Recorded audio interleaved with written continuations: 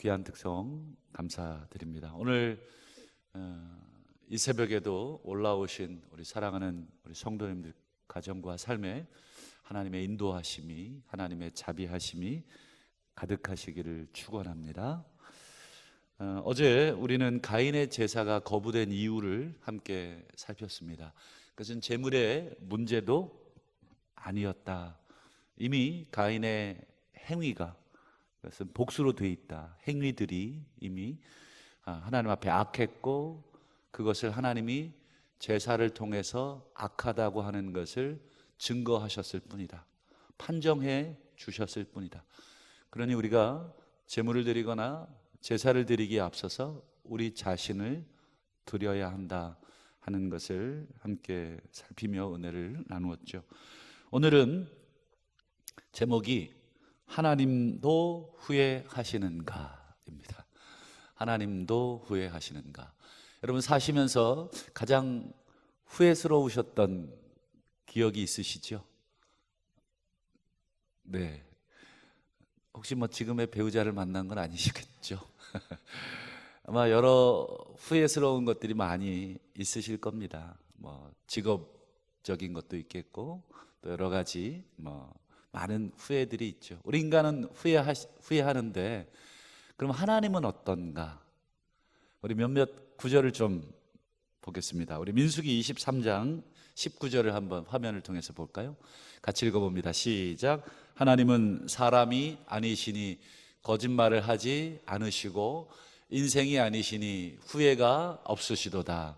어찌 그 말씀하신 바를 행하지 않으시며 하신 말씀을 실행하지 않으시랴. 여기 보시면 하나님은 거짓말 안 하시는데, 그 다음에 인생이, 우리 사람이 아니니까 뭐가 없으세요? 후회가 없으세요. 하나님 후회하지 않으시네요. 그러면 사무엘상 15장 29절도 한번 보겠습니다. 같이 읽어볼까요? 시작. 이스라엘의 지존자는 거짓이나 변개함이 없으시니 그는 사람이 아니심으로 결코 변개하지 않으심이니이다. 여기도 보면 사람이 아니시니 변개함이 없다. 여기서 이제 아까 민수기 23장에는 사람이 인생이 아니시니 후회함이 없다. 여기는 그 다음에 사무엘상 15장은 사람이 아니심으로 결코 변개함이 없다. 여기서 이제 하나는 후회함이 없다, 또 하나는 변개함이 없다. 이렇게 이제 우리말로는 다른 번역이 되어 있지만 원문을 찾아보면 나함이라는 같은 단어입니다. 그러니까 후회하다, 변개하다. 하나님은 인생이 아니시니 나함이 없다. 하나님은 사람이 아니시니 나함이 없다. 그러니까 같은 단어를 쓰고 있어요. 제가 이제 두 곳만 살폈지만, 여러분 하나님은 사람처럼 이렇게 이렇게 손바닥 뒤집듯이 이렇게 뒤집지를 않으시는군요. 그런데 오늘 여러분 읽어보신 이 사무엘상 이 15장 35절에 보면 사울을 왕 삼으신 것을 어떻게 하십니까? 후회하신다. 이때 이 단어도 무슨 단어냐면 나함이라는 단어입니다. 그러니까 앞에는 사람이 아니심으로 결코 나함이 없다, 후회 또는 변개가 없다.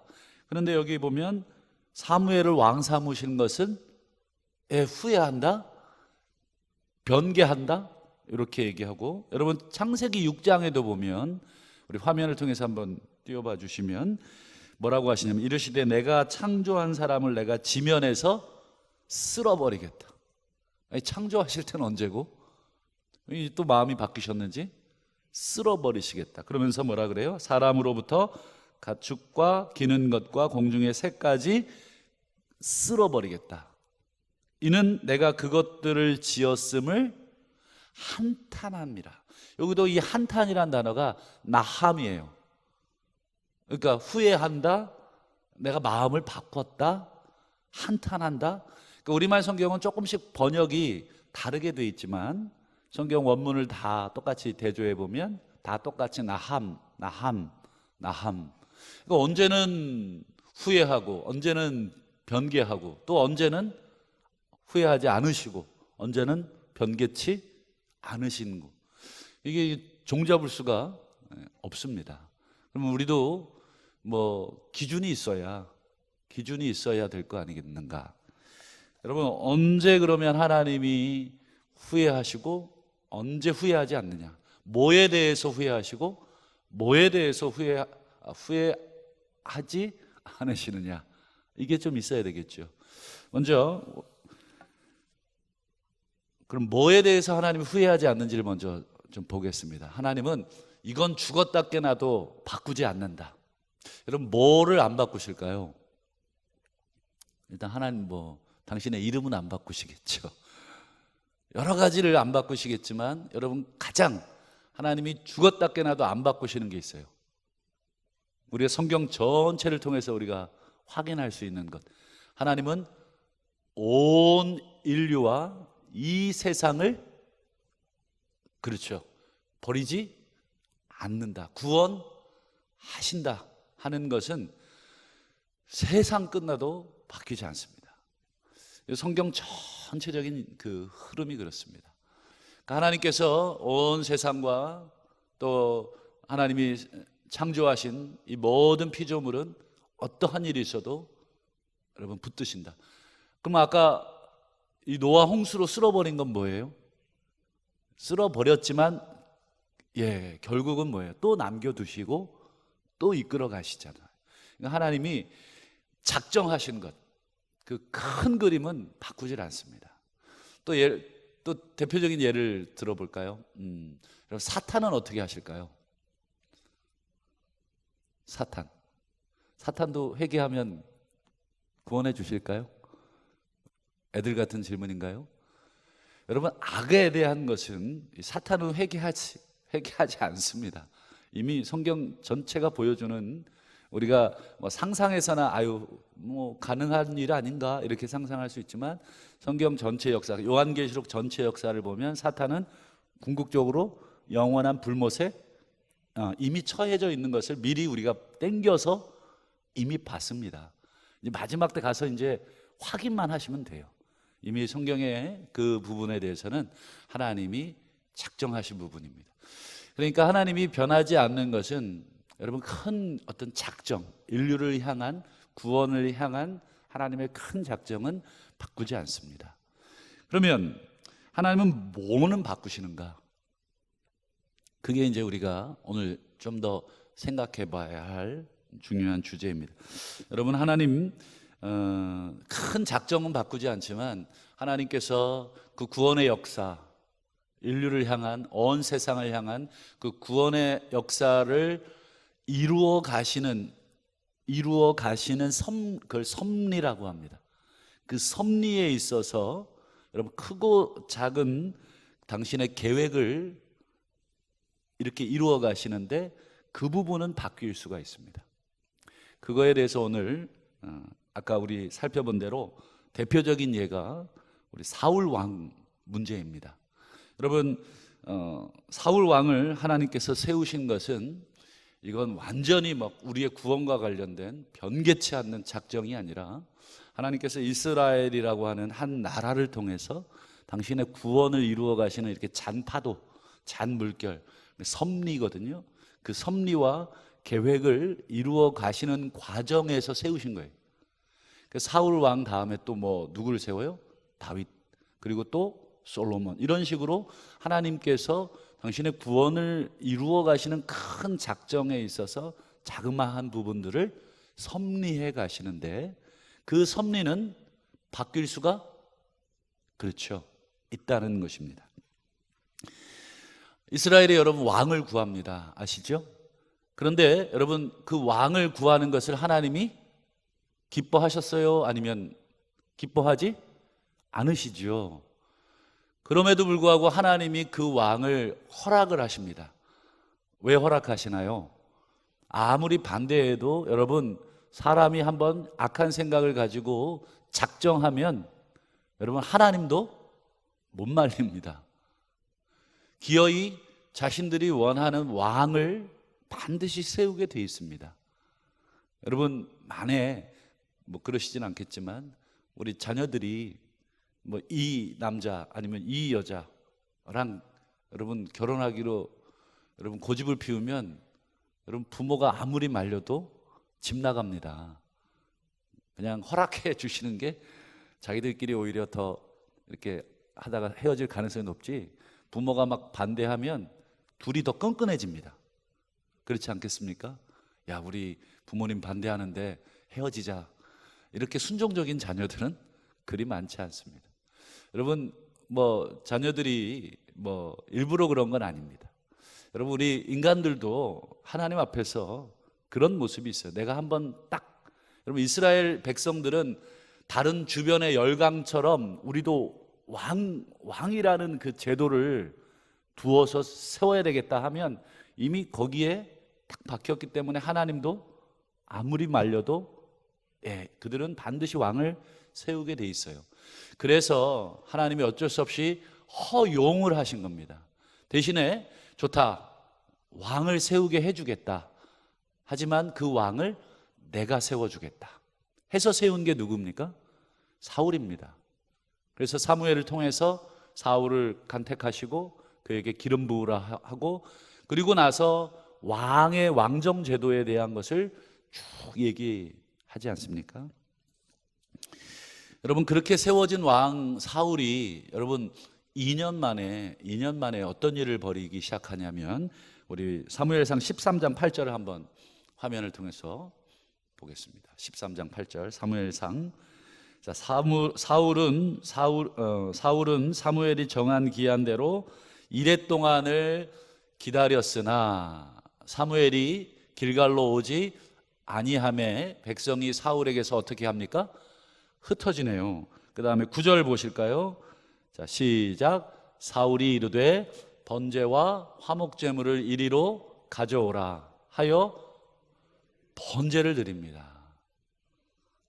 여러분, 번제와 화목제는 누가 드려야 합니까? 그렇죠, 제사장의 몫입니다. 이것은 죽었다 깨어나도 바뀌지 않습니다.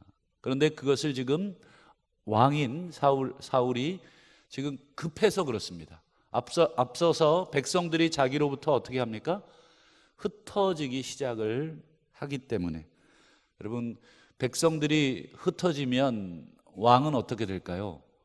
두렵죠. 지금 왜 모여 있냐면 전쟁을 치르기 위해서 모여 있는데, 여러분 쪽수가 많아도 든든할지 말지가 불안한데 쪽수가 지금 빠지고 있는 그런 상황이 되면 사람은 심리적으로 불안감을 느끼지 않습니까? 여러분, 사울 왕 불안이 점점 올라온 것입니다. 여러분, 아무리 급했어도 여러분 사울 왕은 기다렸어야 하고 자신이 하지 말아야 할 영역을 침범해서는 안 되는 것입니다. 그것은 하나님이 정해놓은 룰을 넘어가는 행동입니다. 여러분, 이에 대해서 사무엘이 사울 왕에게 뭐라고 합니까? 13장 13절 사무엘이 사울에게 이르되 왕이 어떻게 해요? 망령되이 행하였도다. 여기서 망령되이라는 단어를 제가 찾아보니까 이 망령되이라는 단어가 샤칼이라는 단어인데, 이게 어떤 문맥에서 주로 사용되는 단어냐면, 어떤 사람이 하나님에 대한 하나님의 근거한 확신에서 현명하게 행동하기보다는 오히려 두려움에서 행동하며 따라서 경솔하게 행동하는 그런 문맥에서 주로 사용되는 단어가 이 망령되이 행하다, 샤칼이라는 단어가 주로 사용이 됩니다. 한마디로 지금 사무엘이 사울 왕에게 왕이 망령되이 행했습니다, 요거는 조금 더 우리 실감나게 표현하자면 왕이 바보처럼 행했습니다, 이런 말이에요. 왕이 멍청하게 행했습니다, 어리석게 행했습니다. 여러분, 사무엘도 대단한 사람이네요. 그렇죠? 여러분, 이것은 바보처럼 행했다는 말은 왕이 IQ가 부족한 사람입니다 라는 책망이 아닙니다. 왕이 영적인 무지함을 드러냈습니다 라는 책망입니다. 왕이 아무리 머리가 좋고 많은 사람들보다 여러분 어깨가 하나 더 있었습니다. 사울이 얼마나 여러분 거대합니까? 그러니까 이게 하나가 더 있으니까. 그러니까 엄청난 외모와 또 엄청난 이 또 똑똑함, 이런 것들이 있습니다. 성실함도 있습니다. 아버지의 잃어버린 나귀를 찾아서 여러분 사울이 며칠을 헤매지 않습니까? 성실하지 않고는 그렇게 할 수가 없습니다. 그런데 오늘 이 본문에서 보면 왕이 망령되기 시작했다는 말입니다. 왕이 어리석기 시작했고 영적인 분별력이 흐려지기 시작했다 하는 책망입니다. 여러분 어디 이뿐인가요? 여러분 그 다음에 나오는 아말렉과의 전투, 사무엘상 15장을 보시면 여러분 아말렉을 진멸하라고 하지만 어떻게 됩니까? 진멸하지 않죠. 그래서 사무엘이 이렇게 책망합니다. 15장 22절, 사무엘이 이르되 여호와께서 번제와 다른 제사를 뭐보다요? 그의 목소리를 청정하는 것을 좋아하심과 같이 좋아하시겠습니까? 순종이 제사보다, 그 다음에 듣는 것이 수양의 기름보다. 순종, 듣는 것, 청종, 이것이 재물보다 훨씬 중요한 것입니다. 사울 왕이 지금 아말렉과의 전투에서 전리품들을 다 진멸하라. 그런데 그것을 남겼어요. 왜냐하면 좋은 거, 하찮은 것은 다 죽이고 좋은 것은 남겼어요. 그 이유를 뭐라고 핑계를 댔습니까? 이거 기왕 죽일 거 제사 드리고 죽여도 되지 않냐. 어차피 하나님 앞에 어차피 죽여서 드리는 건데. 그러면 소위 말해서 뭐예요? 님도 보고 뽕도 따고 가재